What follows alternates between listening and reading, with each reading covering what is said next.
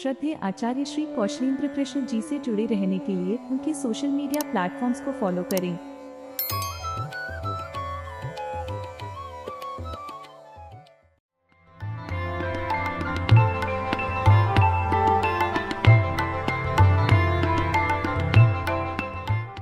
पूरी श्रृंखला केवल उन हेतु है जो मनुस्मृति को निष्पक्ष एवं खुले दिमाग से जानना चाहते हैं। जो पूर्व से ही मनुस्मृति एवं ब्राह्मणों के कट्टर विरोधी हों, उन्हें इस वीडियो से कोई लाभ नहीं है। ऐसों को तो इस श्रृंखला के नाम से ही पीड़ा हो जाती है। फिर कई सज्जन आकर कमेंट बॉक्स में अपशब्द लिखकर अपने माता पिता के दूषित संस्कारों का भी परिचय देते हैं। ऐसे सारे महापुरुष कृपया इस वीडियो से दूर रहें। श्रीमन्नारायण विजयते एवं हमारे जितने भी अग्रज हैं, ज्येष्ठ जन हैं, गुरुजन हैं, श्रेष्ठ जन हैं, सबके चरणों पर कोटि कोटि वंदन समर्पित करते हुए हम आज के इस वीडियो को प्रारंभ करेंगे। और आप अभी देख रहे हैं शास्त्र श्रुत श्रृंखला के अंतर्गत मनुस्मृति की चर्चा, जिसमें हम मनुस्मृति के अध्ययन का प्रयत्न कर रहे हैं। और पिछले भाग में इस चर्चा के जो प्रश्न पूछा गया था, जिन्होंने उसका समुचित उत्तर प्रदान किया, उनका नाम आपके स्क्रीन के ऊपर आ रहा होगा। तो आप कमेंट्स के माध्यम से उनको ढेर सारी बधाइयाँ दें और हमारी ओर से भी उनको ढेर सारी बधाइयाँ। और आशा है कि इस भाग को देखकर इसमें पूछे गए प्रश्न का भी वह सभी समुचित उत्तर प्रदान करने वाले हैं। और आप सबके लिए भी हमारी यही आशा है कि वीडियो को ध्यान से देखेंगे और अंतिम में पूछे गए प्रश्न का आप सब भी उत्तर देंगे। मनु महाराज के माध्यम से भृगु जी का वरण हुआ है, चयन हुआ है समस्त ऋषियों के समक्ष धर्मशास्त्र की व्याख्या के लिए। तो भृगु जी महाराज समस्त ऋषियों को संबोधित करते हुए कहते हैं कि हे ऋषिगण, अब विद्वानों के द्वारा जो आचरित धर्म है उसके विषय में आप सभी सुनिए। विद्वान आखिर किस धर्म का आचरण करते हैं? देखिए, चतुर्विध पुरुषार्थ है, धर्म, अर्थ, काम और मोक्ष। इसमें से जो काम नामक पुरुषार्थ है उसे व्यक्ति प्रायः बहुत कम आंकता है, अर्थात उसको रति के ही आसपास का आंकता है, समझता है। उससे ऊपर का उसकी जो वास्तविक सीमा है उससे सामान्य जन अनभिज्ञ रहते हैं, उसके विषय में नहीं जानते हैं। तो काम का तात्पर्य क्या होता है? देखिए, काम का सीधा सा अर्थ होता है आपके हृदय में उत्पन्न होने वाली कामनाएं, इच्छाएं, उसी को काम कहा जाता है। चतुर्विध पुरुषार्थ में से एक है। रति के समकक्ष आंक करके इसको अनुचित दृष्टि से, भेद की दृष्टि से देखा जाता है, जबकि ऐसा नहीं होना चाहिए। मनुस्मृति में आगे भृगु जी महाराज कहते हैं कि व्यक्ति को काम का त्याग भी करना चाहिए और काम से युक्त भी रहना चाहिए। अब प्रश्न उठेगा लोगों के मन में कि आखिर एक स्थान में कह दिया काम का त्याग करना चाहिए और उसी स्थान में कह दिया काम से युक्त भी रहना चाहिए, तो जब हमने काम को त्याग भी दिया तो हम काम से युक्त कैसे रहेंगे? तो देखिए, इसकी सीधी सी व्याख्या है, अधार्मिक कामनाओं जैसे कि दुर्भाव जो व्यक्तियों के लिए हमारे हृदय में स्फुटित होता है, उनको हम त्याग दें, अर्थात अधार्मिक कामनाओं का त्याग करें। वहीं पर वेदाध्ययन इत्यादि जो धार्मिक कामनाएं हैं, उन कामनाओं को हम ग्रहण करें, उनका ग्रहण करें। तो इस प्रकार से हमको आचरण करना चाहिए। अगर कामना को पूर्ण रूप से त्याग ही दिया जाए, ऐसे में भी काम बनेगा नहीं, क्योंकि कामना की संपूर्ति के हेतु ही व्यक्ति कर्म करता है, अन्यथा वह कर्म से विमुख हो जाता है, जड़वत हो जाता है, जड़ के समान। कहा गया, अकामस्य क्रिया कश्चित दृश्यते नेह करिचित्, अर्थात जो अकाम है, अर्थात जिसके हृदय में कोई किसी भी वस्तु की कामना नहीं है, वो किसी भी प्रकार का कर्म ही नहीं करता, उसके माध्यम से कोई भी कर्म नहीं दिखता है। तो ये बात है। अब कर्म का तात्पर्य ही धर्म होता है। धर्म और कर्म को आप एक साथ ही समझिए। और धर्म जो है उसका मूल क्या है? तो कहा, वेदो खिलो धर्म मूलम, अर्थात धर्म का जो मूल है वह वेद है। अब वेद तो धर्म का मूल है, अर्थात आपको धर्म को जानना है तो आपको वेदों का अनुशीलन करना पड़ेगा। लेकिन वेद बहुत बृहत हैं, ऐसा नहीं कि केवल 4 ही वेद है। वेद के अंतर्गत वेदांग हैं और स्मृतियां भी वेद का ही अंग हम मान सकते हैं इस प्रकार से, क्योंकि वेद से विरुद्ध नहीं है स्मृतियां, तो उसी का अंग मान लीजिए। तो वेद जो है बहुत बृहद है, उसका आप अनुशीलन नहीं कर सकते। तो क्या करेंगे? वेदज्ञों तथा सत्पुरुषों का जो आचरण है, अर्थात जो वेद को जानने वाले हैं, सत्पुरुष हैं, उनका जो आचरण है उसी को हम धर्म का प्रमाण मान सकते हैं। अर्थात हम वेद का अनुशीलन नहीं कर सकते, तो जो वेदज्ञ हैं, जो धर्मज्ञ हैं, जो धर्म को जानने वाले महापुरुष सत्पुरुष हैं, उनके आचरणों का हम अनुकरण कर सकते हैं, उनके ही अनुसार अपना आचरण बना सकते हैं, ताकि हमारा भी आचरण जो है वो वेद सम्मत, श्रुति सम्मत हो जाए। तो यह जो शास्त्र है मनुस्मृति, यह पूर्ण रूप से वेद सम्मत है। यह कश्चित कस्यचित धर्मो मनुना परिकीर्तितः, जो भी धर्म, किसी भी प्रकार का धर्म, जिसका जिसका जैसा जैसा धर्म मनु के माध्यम से यहाँ वर्णित है, स सर्वोभिहितो वेदे सर्वज्ञानमयो ही सह, वो सबका सब वेद के ही सम्मत है, उसको वेद का ही सम्मत हमको समझना चाहिए। यह बात है। विद्वानों को प्रत्येक आचरण वेदों के पैमाने पर तोल करके ही करना चाहिए, स्मृतियों की श्रुतियों के पैमाने पर तोल करके ही करना चाहिए, अन्यथा उनको लाभ की प्राप्ति नहीं होती है। जैसे कि कहा, विद्वानों का ही अनुकरण, उनके ही आचार का, उनके ही कर्म का अनुकरण कौन करेंगे? जो सामान्य सज्जन है वो करेंगे, सामान्य लोग करेंगे। और यदि विद्वान ही अधार्मिक प्रवृत्त हो जाएं, अधर्म में प्रवृत्त हो जाएं, ऐसी स्थिति में उनके अधर्म का अनुकरण करने के कारण भविष्य में उनको जो सामान्य दोष है वो बहुत बढ़ करके लगेगा। इसीलिए उनको अपने आचरण को धार्मिक करना, वेदों के तथा स्मृतियों के पैमाने पर तोल करके कर्म करना बहुत ही आवश्यक हो जाता है, अन्यथा उनको लाभ नहीं होता, अपकीर्ति होती है उनकी। फिर अपकीर्ति से क्लेश की प्राप्ति होती है, क्लेश से क्रोध की प्राप्ति होती है। इस प्रकार से पतन का क्रम जो है बढ़ता जाता है।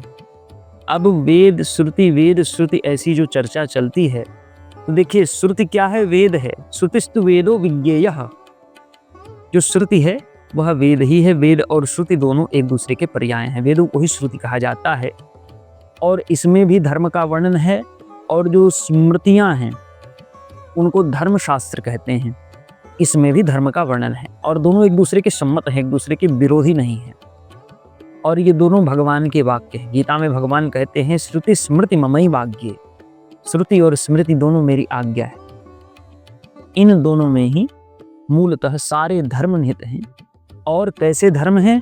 ते सर्वार्थेष्वमीमांस्ये, अर्थात इन धर्मों को जब आप करें, अर्थात इनका जब आचरण करें, तो उस आचरण को करने से पहले आपको कोई वस्तु अनुचित लगे तो आप तर्क से उसको हरा नहीं सकते, या यह नहीं कह सकते कि हम विचार करेंगे कि इसका हम आचरण करें कि नहीं। आपको उसका आचरण करना ही पड़ेगा। यदि आपको कोई संशय है कि इसमें इस प्रकार का आचरण क्यों प्रदर्शित हो रहा है, अर्थात यह आचरण तो हमको किंचित भिन्न लग रहा है, तो आप विद्वान का सानिध्य ले सकते हैं, उनसे पूछ सकते हैं कि यहाँ पर हमको तनिक संदेह है, आप हमारा संदेह दूर करें। तो जो विद्वान है वो आपका संदेह निश्चित ही दूर कर सकता है। जिस प्रकार से हमारे जो गुरुजन हैं उनकी कृपा से विद्वानों के शरण में ही जाकर के हमने यह एक श्रृंखला का निर्माण किया, ताकि मनुस्मृति के प्रति लोगों के मन में जो भी संदेह हैं उन संदेहों को हम दूर कर पाएं विद्वानों के सहयोग से। तो इस पर आप विचार नहीं कर सकते, संदेह प्रकट नहीं कर सकते। जो भी व्यक्ति स्वयं को धार्मिक कहता है, जो भी व्यक्ति स्वयं को सनातनी कहता है, आज के युग में जैसे एक भाषा चल गई है सनातनी, वह बाध्य है श्रुति और स्मृति के अनुरूप आचरण करने के लिए। उससे विरुद्ध वह आचरण नहीं कर सकता, न तो श्रुति और स्मृति की निंदा ही कर सकता है। जो इन शास्त्रों की निंदा करे वह धूर्त है, वह पतित है तथा धार्मिक मंडली से बलात् भगा देने योग्य है, सभ्य मंडली से बलात् भगा देने योग्य है, अधर्मी नास्तिक है, सभ्य समाज से निष्कासित करने योग्य है। क्योंकि सभ्य कौन है? सभायाम साधु, जो सभा में साधुवत व्यवहार करे वही सभ्य है। अब साधु कौन है? तो साधयति निष्पादयति धर्मादि कार्यमिति साधु, अर्थात जो धार्मिक कार्यों का निष्पादन करे, धार्मिक कार्यों को सिद्ध करे, वही तो साधु है, तो वही सभ्य है। उनकी ही सभा को सभ्य सभा कहा जाता है।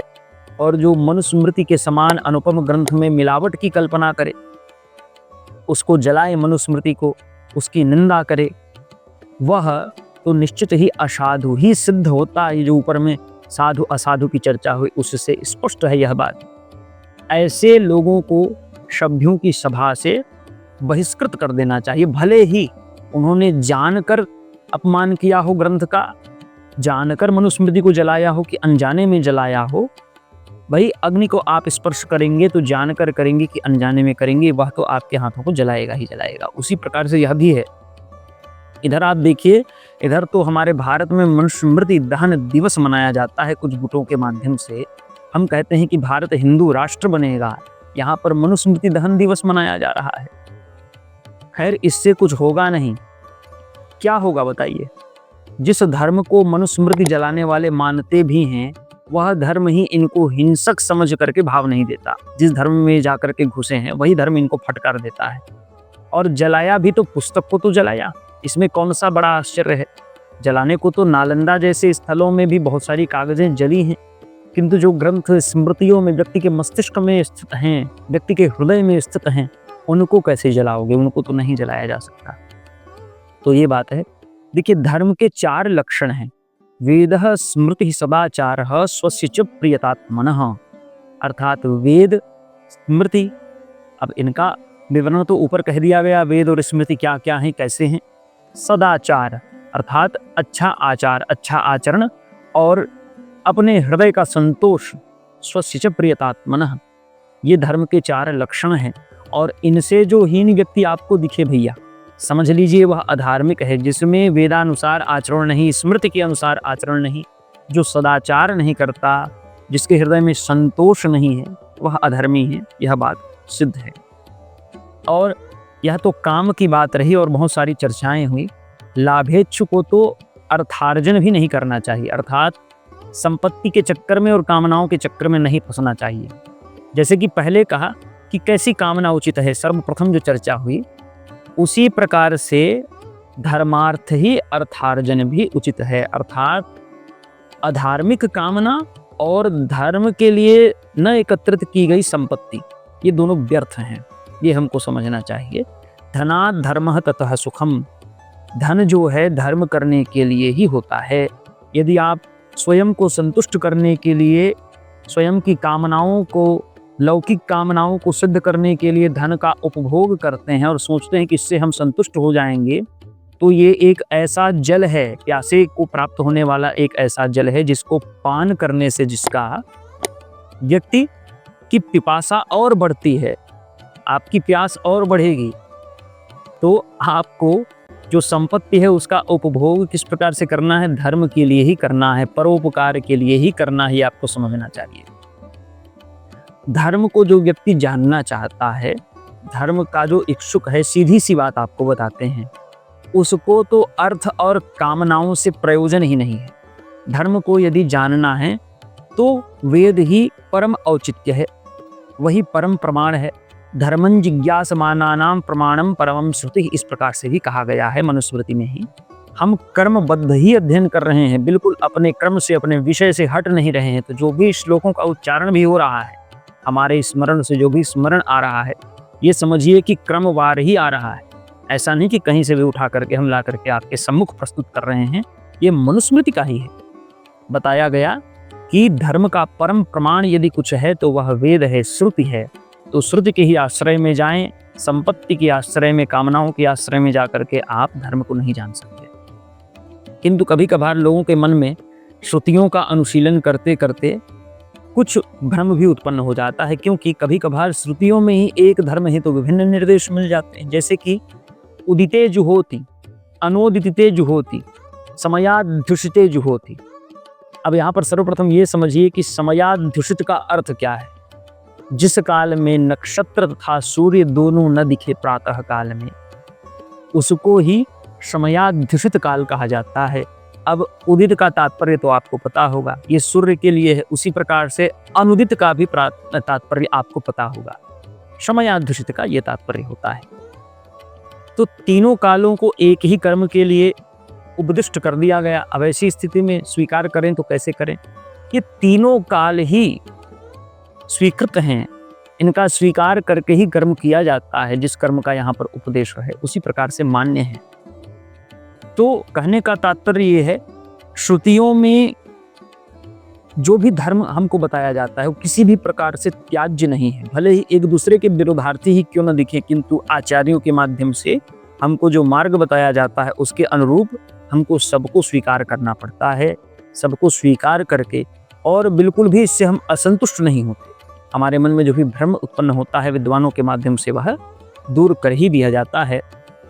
अब यहाँ पर एक प्रश्न और उठता है, जैसे श्रुति और स्मृति है, तो श्रुति और स्मृति में यदि परस्पर विरोध हमको प्रदर्शित हो जाए, दिखने लगे, तब क्या करें? तो देखिए, वस्तुतः यह जो बात है कि श्रुति और स्मृति दोनों एक दूसरे का विरोध करें, यह दिखता तो नहीं है अधिकांश, किंतु यदि दिख जाए ऐसी स्थिति में जाबाली का वाक्य है कि श्रुति स्मृति विरोधे तो श्रुतिरेव गरीयसी। अर्थात यदि कभी कभार आपको श्रुति और स्मृति दोनों में विरोध दिख जाए, अर्थात एक ही धर्म के लिए श्रुति कोई दूसरा उपदेश कर रही है, स्मृति कोई दूसरा उपदेश कर रही है, ऐसी स्थिति में आपको चाहिए कि आप श्रुतिरेव गरीयसी, श्रुति का ही ग्रहण करिए और स्मृति को उस समय छोड़ दीजिए। वस्तुतः ऐसी बातें आपको दिखेंगी नहीं, क्योंकि श्रुति और स्मृति दोनों परस्पर एक दूसरे के साथ चलते हैं, एक दूसरे की ही उपदेशों को मान करके चलते हैं। इसको हमको जानना चाहिए, मद्देनजर रखना चाहिए। तो इस प्रकार से आज के वीडियो को हम यहीं पर संपन्न करेंगे और आज का प्रश्न आप लोगों के सम्मुख हम प्रस्तुत करते हैं। आज का प्रश्न है कि आज के भाग में कैसे लोग बलात् धार्मिक मंडली से सभ्य समाज से भगा देने के योग्य हैं। तो उत्तर जो है आपका कमेंट करिएगा, और यदि आपको स्मरण नहीं है उत्तर का तो एक बार वीडियो को पुनः देखिए, इससे आपको लाभ ही होगा, हानि नहीं होगी। वीडियो को लाइक करें, शेयर करें, सब्सक्राइब करें, और इस भाग से संबद्ध कोई भी प्रश्न आपके मन में हो तो कमेंट करने के लिए बिल्कुल स्वयं को स्वतंत्र समझिए। यदि आपके मन में कोई भी सलाह है हमारे लिए, हमारे चैनल के लिए, तो हाँ, हमारे लिए अधिक ही महत्वपूर्ण हो जाते हैं। ऐसी स्थिति में हमारे चैनल के सलाहकार का विशेषाधिकार प्राप्त करने हेतु नीचे दिए गए ज्वाइन बटन को, जो सब्सक्राइब बटन के बगल में है, उसको क्लिक करिए। इससे आपको सलाहकार का विशेषाधिकार तो प्राप्त होगा ही होगा, इसके साथ ही साथ जो आगामी वीडियोस होंगी उनको आप सामान्य सब्सक्राइबर से पहले देख पाओगे। ऐसे अनेक अधिकार आपको प्राप्त हो जाएंगे, जिसका विवरण आप वही ज्वाइन बटन को क्लिक करिएगा तो पूरा आ जाएगा, उसको आप पूरा पढ़ लीजिएगा। फेसबुक का पेज है, इसके अतिरिक्त हमारा व्हाट्सएप का चैनल है, टेलीग्राम का चैनल है, इंस्टाग्राम है, वेबसाइट है, इन सब से भी आप जुड़ सकते हैं। सबका लिंक जो है वीडियो के डिस्क्रिप्शन में प्राप्त हो जाएगा। भागवत इत्यादि हमारी कथाओं का आयोजन यदि आप करने के इच्छुक हैं, ऐसी स्थिति में हमारा फ़ोन नंबर भी आपको वीडियो के डिस्क्रिप्शन में ही मिल जाएगा। इसके अतिरिक्त यदि आप चाहते हैं हमारी टीम को सहयोग करना, क्योंकि ऐसे वीडियोस का निर्माण करने के लिए बहुत सारे रिसोर्सेज चाहिए, बहुत सारी वस्तुओं की आवश्यकता होती है, तो आप आर्थिक यदि उनका सहयोग करना चाहते हैं तो उसका विधान आपको इसी वीडियो के पिंड कमेंट में प्राप्त हो जाएगा। तो एक बार उसका भी निरीक्षण अवश्य कीजिएगा। इसी के साथ हम इस वीडियो को संपन्न करेंगे। आशा है यह वीडियो आपको पसंद आया होगा। जय श्रीमन्नारायण।